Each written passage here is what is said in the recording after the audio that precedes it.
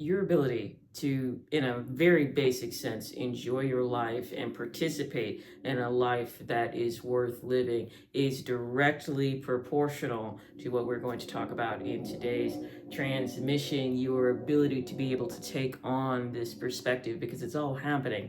Anyway, thank you for co-creating this moment, this transmission here with me. My name is an entity called Lucian, and here on Divine Within, we discuss the power within, the kingdom within, and the fact that reality bends from where within. Your ability to enjoy your life. I spend all day talking to people. That's really what I get paid to do in one form or another. I might use different modalities and methodologies as to how I talk to them and what about, and is an insurance billable. But for the most part, my work here on earth is to talk to people, to understand the condition, to articulate what I learned, to apply it to myself, and help others apply it to themselves in the way that they might find is fit for them individually. And so many people that I run into, just on a very basic level, they're not enjoying life. And I think a lack of enjoyment in life is what leads us to this question of what is the purpose of it all. Now, everything is inherently meaningless, and that can be daunting if you've never heard that before, but we think that the meaning is going to be in the job or the romantic partner or this era of our life, or whenever I finally get to, or when I have kids, or when kids get out of the house, or whenever I graduate. Or we think that there will be a big parade. There will be a big parade for your greatest moments and accomplishments in life, hopefully. And then there's the cleanup after the parade. And then there's life after the parade. Most people, they say, okay, getting married is the happiest moment of their life. Well, gosh, I hope not. I hope that you get married at 25, 30, 45, 55, you get married a seventh time at 75.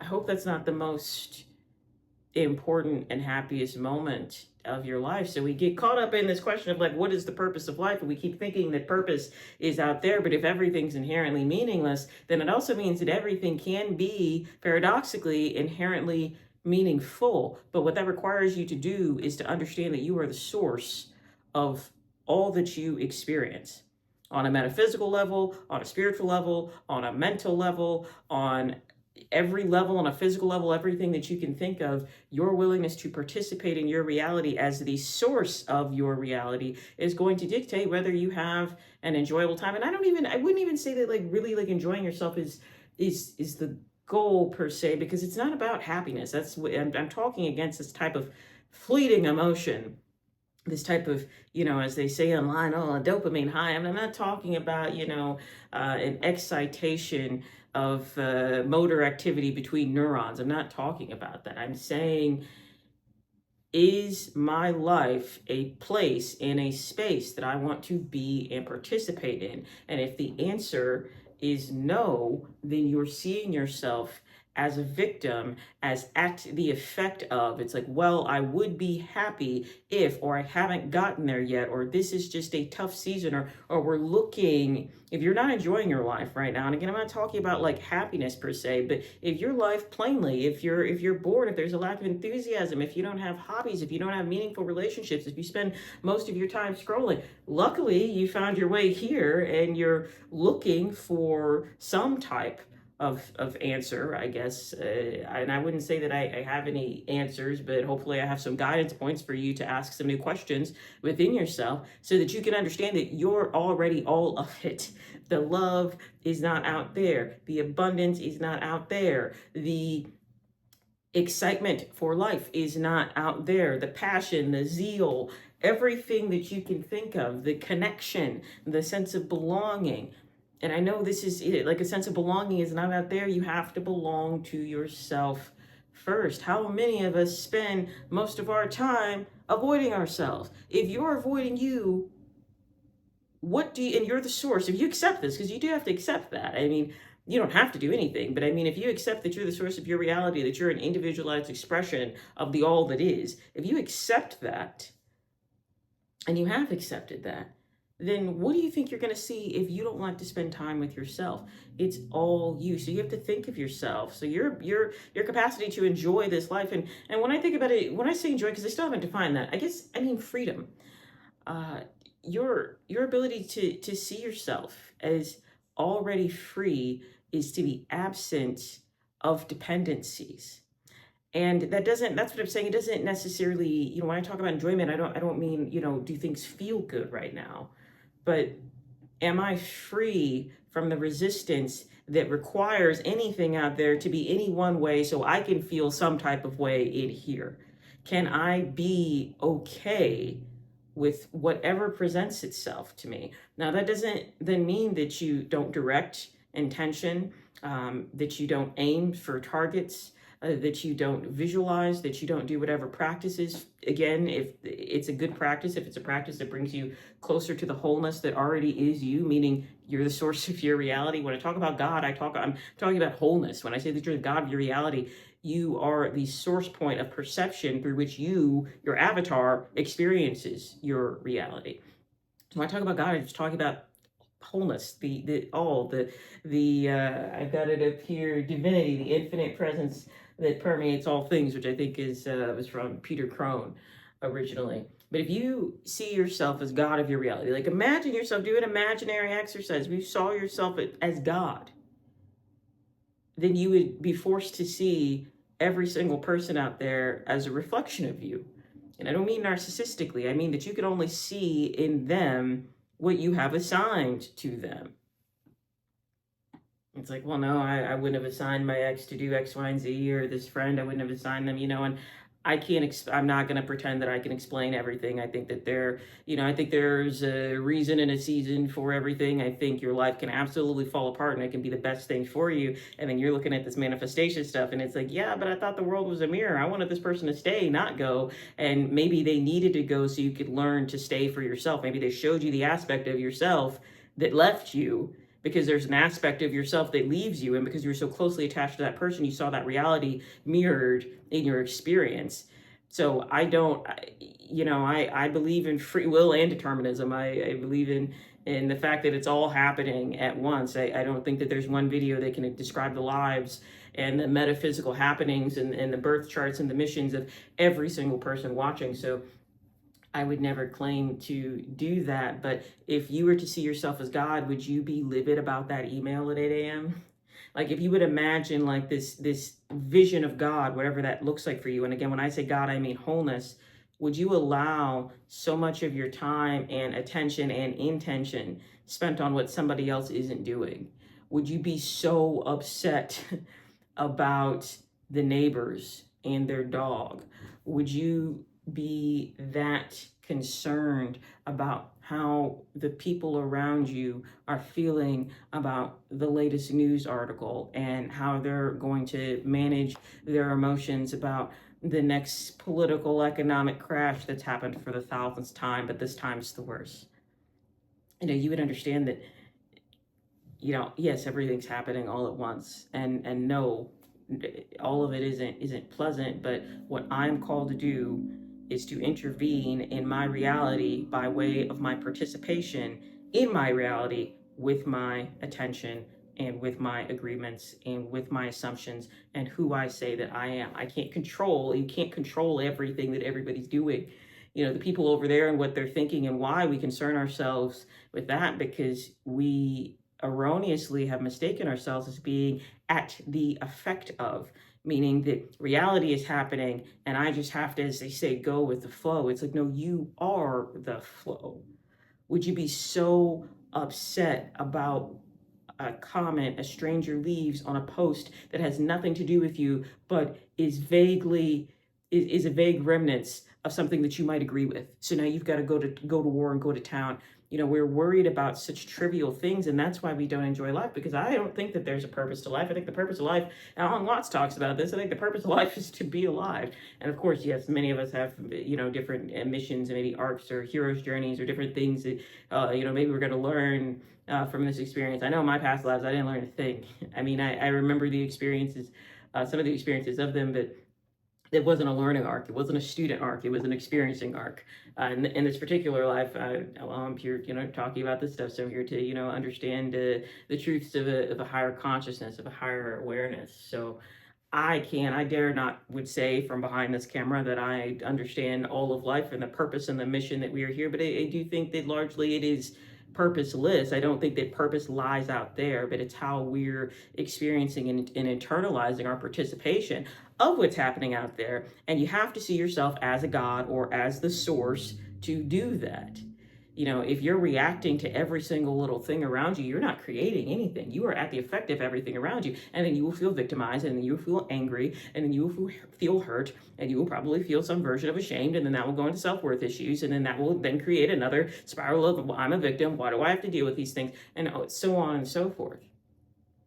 If there's anything, I really try not to complain too much in my life. I'm not saying I'm perfect at it, but I realize if I'm complaining about something, I either put myself in a position to deal with this.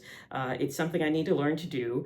It's something unpleasant that I need to learn how to be with, or I need to change my involvement and my orientation in the whole scenario in the first place. So to talk about like, oh God, this just freaking sucks and blah, blah, blah, and that's me saying I'm at the effect, I'm a victim, listen to me whine, blah, blah, blah. And I'm not saying I'm perfectly emotionally regulated all the time. That would be a lie.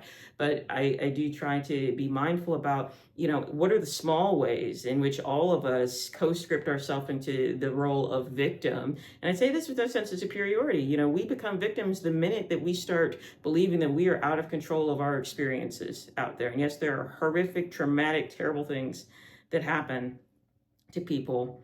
And I wouldn't say that, they manifested this, or it was, some, a version of a self that meant to cause some harm. But I do think that there is a purpose in terms of our own personal evolution to every single thing we experience. We're seeing the world always through ourselves and as ourselves and of ourselves. It's one consciousness. So let's talk about enjoying life. Talking about enjoying life, you have to understand, would God be upset that, like, I remember, I try not to eat too much flesh these days, but I a few weeks ago went to a local chain and I wanted the spicy chicken strips. I wanted 6 of the spicy chicken strips and they gave me 4 of the normal chicken strips and no sauce. And I was like, okay, great. And really, and that's what it was. I was like, well, all right, because I really didn't feel like going back in and then having them remake the food or do, I wanted a quick meal. I don't usually eat out. So just ate it because I was like, how much energy, how much attention do I want to spend on, oh God, this and that, the spicy versus the sauce, and that sounds like a trivial, like, okay, I'm not saying that was a revelatory moment. I'm saying like, how much energy do we spend ranting and raving and feeling victimized by, technically what is, some of the more minuscule of events that occur in our lives. We're paying attention to everything. I was talking to one client and she really understood it this way, that I'm like, of course you have high anxiety if everything is at a priority level 10. Everything can't be at a priority level 10. Everything can't be a priority. Most things probably should not be a priority. Classic exercise, can you control it or not? And most of the time, if it's out there, no, but you can control your response and your interaction and your engagement and your participation in of it most of the time, or at least how those things come about. If you can't help but have to participate in it, you can't choose how you can participate in it. That's all you can ever control, but that's God of your reality. Someone who is a character, who is a victim, who is an effect at their reality, they look at reality and they can only see how they're disempowered, what they don't have control over, what's going wrong, and how it's going to get worse. And it's usually a negative future that's based on a past experience that was painful in some way, and all present efforts are meant to prevent that negative past from becoming a negative future. Then at that point in time, meaning the present now has the future and the past embedded into it, meaning that you're not actually here. And that's how we end up living out stories and living out narratives and staying in jobs and staying in relationships and all types of situations way too long, because we're trying to prevent something back there. We're not looking at what's happening now, and we're anticipating a negative future. So if you want to enjoy your life, you want to live that which you desire, you have it all here now. I had as a tarot people would call it, a tower moment in my life about a year and a half ago. And I realized, and it was probably, I mean, out of all the things that I've went through, you know, childhood included, uh, probably because I was the most conscious. You know, when you're a kid, I mean, yeah, sure, that sucked, but you don't have a lot of control over, you know, the ins and outs of what's going on day to day. You just kind of have to endure it. But this was a situation where it was like kind of like my first real life, you know, late 20s, kind of a adult cataclysm of personal unbecoming, right? You know, the fire that cleanses the fields, and you have to start over, and you have to choose how you're going to respond. And I'm looking back a year and a half later that now I have more money, more time, and that's really all. I mean, I'm gonna be honest, I'm a simple being. What I want is money and time. I want to be left the fuck alone. I want you to leave me alone, and I want enough cash to be able to be left alone. And other than that, you know, obviously I serve in a variety of people positions, essentially, working with people, talking to people, coaching people, counseling, whatever it might be. But I realized a year and a half ago, if I had responded to that situation negatively, I would be, that would have, I would have entered a totally different timeline where not only did things fall apart, but they would have gotten immeasurably worse if I hadn't made certain choices with my mindset and my perspective. They led me to certain opportunities. They led me to certain freedoms that I didn't realize were right in front of me from the jump, from the go, all right here, right now. But had I chose to observe the situation for Black and from scarcity, I was going to say a certainty of scarcity, from worthlessness, from a point of victimization and anger. And I'm not saying those emotions didn't rise up, but I didn't internalize them and become the essence of them. Things would be a lot worse, a lot worse. A lot worse. So if you see yourself as God, it doesn't mean every moment's happy. It doesn't mean every moment's enjoyable, but it does mean that you have the capacity to experience life presently as the source of all creation, which will likely lead to a more enjoyable life because you're not always bitching about what somebody down the road is doing or whatever it is that you can't control.